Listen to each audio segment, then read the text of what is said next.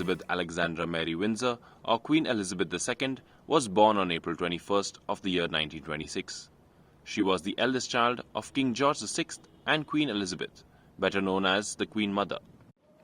In 1953, at the age of 27, Elizabeth was crowned the Queen at Westminster Abbey, in front of a then-record TV audience estimated at more than 20 million people.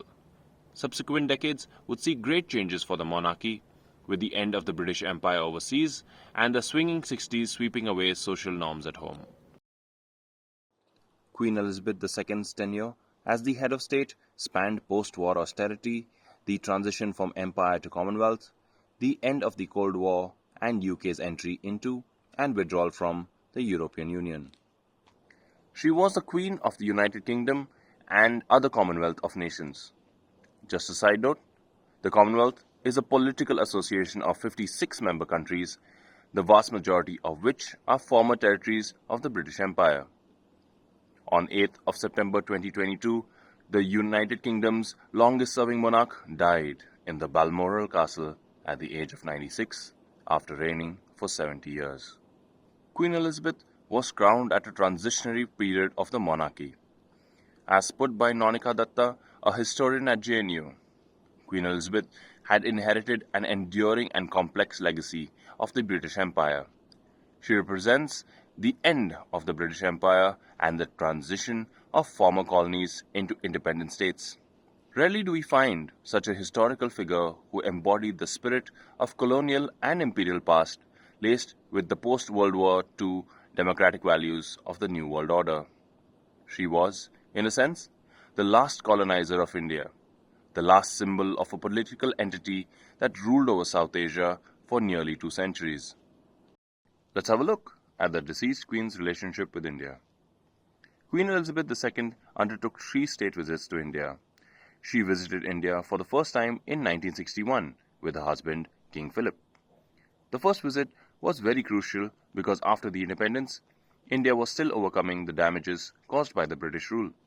The Queen and her husband had famously taken off their footwear and replaced them with velvet slippers before entering the Mahatma Gandhi Memorial at Rajghat during this visit. The Queen's second visit happened in 1983 for the Commonwealth Heads of Government meeting. This time, she also presented Mother Teresa with an honorary Order of the Merit. However, in 1997, her third visit wasn't that smooth. It aggravated conflict throughout the country when she was set to give a speech at the Jallianwala Bagh premises to mark the 50th anniversary of India's independence. Later, in her banquet speech, she acknowledged the turbulent history of India and the British monarchy. It is no secret that there have been some difficult episodes in our past. Jallianwala Bagh is a distressing example, she said. She and her husband later paid a visit to the scene of the massacre in Amritsar. They placed a wreath at the memorial amidst widespread calls for an apology for the hundreds slaughtered at the orders of General Dyer on April 13, 1919. Nonetheless, she was largely admired and respected by people in the former British colonies. The Indian national flag flew at half-mast at the Rashtrapati Bhavan on September 11th as a one-day state mourning was observed as a mark of respect.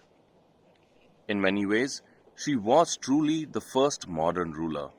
She had the first televised Christmas broadcast. Her coronation was the first to be televised. And she let doors fly open in 1969 with a documentary showing her family. After serving in the army, she also made statements during the Cold War favoring democratic capitalism in the world. Elizabeth reformed the monarchy for this less deferential age, engaging with the public through walkabouts, royal visits, and attendance at public events. The royal family has now entered a period of mourning. In the coming days, much of national life will be put on hold. Official engagements will be cancelled and Union flags will be flown at half-mast on royal residences, government buildings across the armed forces, and on UK posts overseas. Members of the Parliament will pay tribute to the Queen and take an oath to the next monarch, Queen Elizabeth II's son, King Charles. There will be church bells tolling and gun salutes as local and national organizations and charities organize ways to pay their respects with commemorative events and books of condolence. Don't forget to let us know about your views in the comment section below.